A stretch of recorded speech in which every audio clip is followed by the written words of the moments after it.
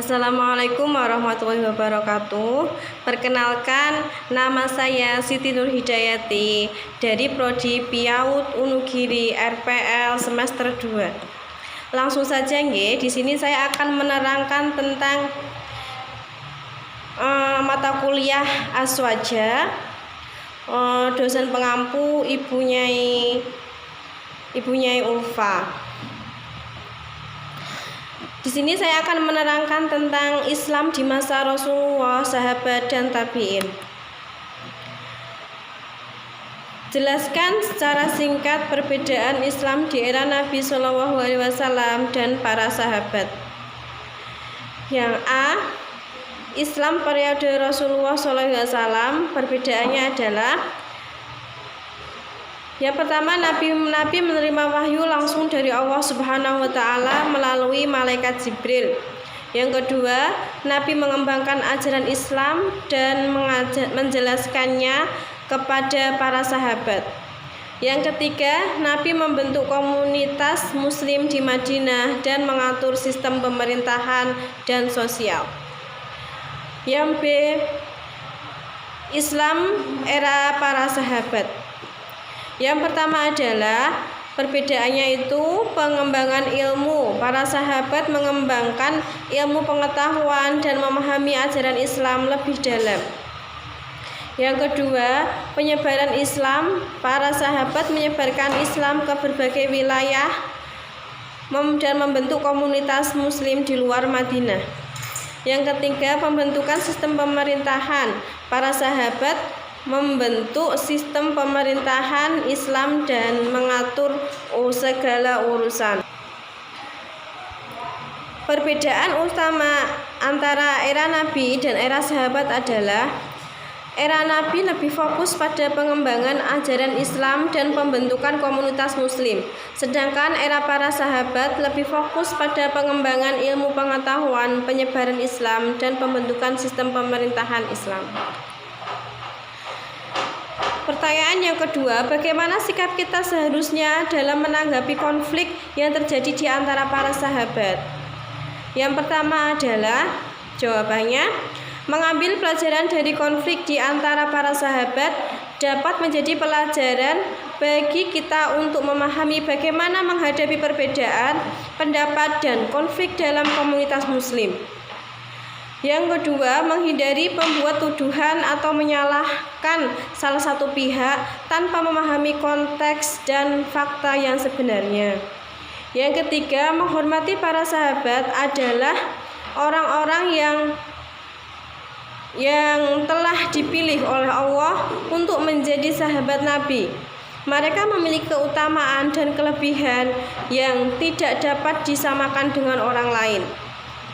Yang keempat, hindari membuat kritik yang berlebihan kepada sahabat karena mereka telah memiliki kontribusi besar dalam sejarah Islam.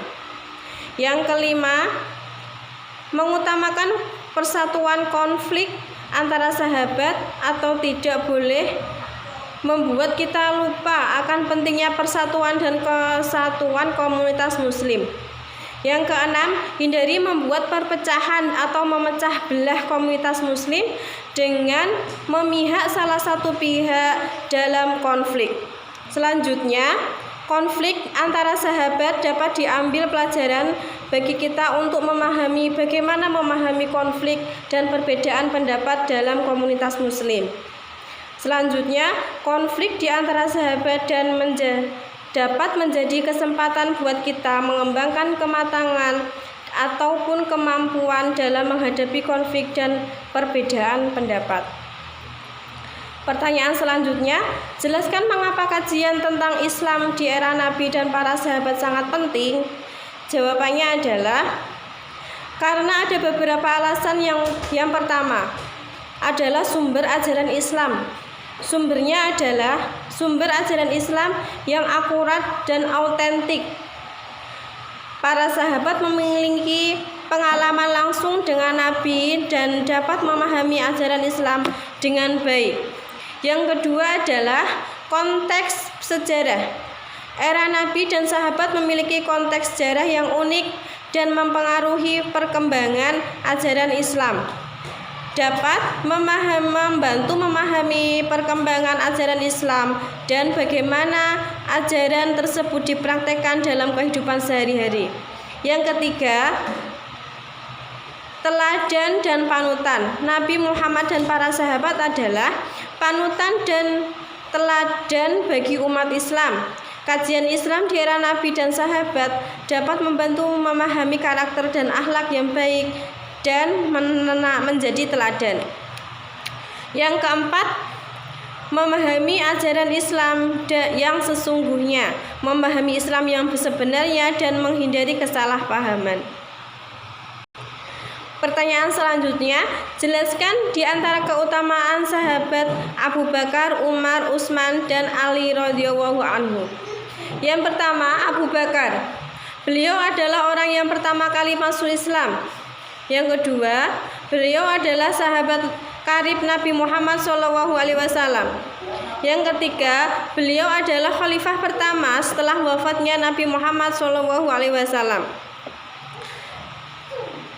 Umar bin Khattab. Yang pertama, beliau terkenal karena keadilan dan kebijaksanaannya.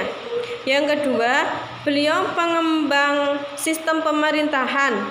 Yang ketiga, beliau peluas wilayah Islam. Yang ketiga, Utsman bin Affan. Beliau pemurah hati dan adil. Beliau mengembang sistem ekonomi dan juga beliau peluas wilayah Islam. Yang khalifah yang keempat, Ali bin Abi Thalib. Beliau terkenal cerdas dan bijaksana. Beliau pengembang Islam pemerintahan dan beliau memperjuangkan melawan kekuasaan yang adil. Demikian presentasi dari saya. Kurang lebihnya saya mohon maaf. Mohon bimbingannya Ibu Nyai Ulfa. Wabillahi taufiq wal hidayah. Wassalamualaikum warahmatullahi wabarakatuh.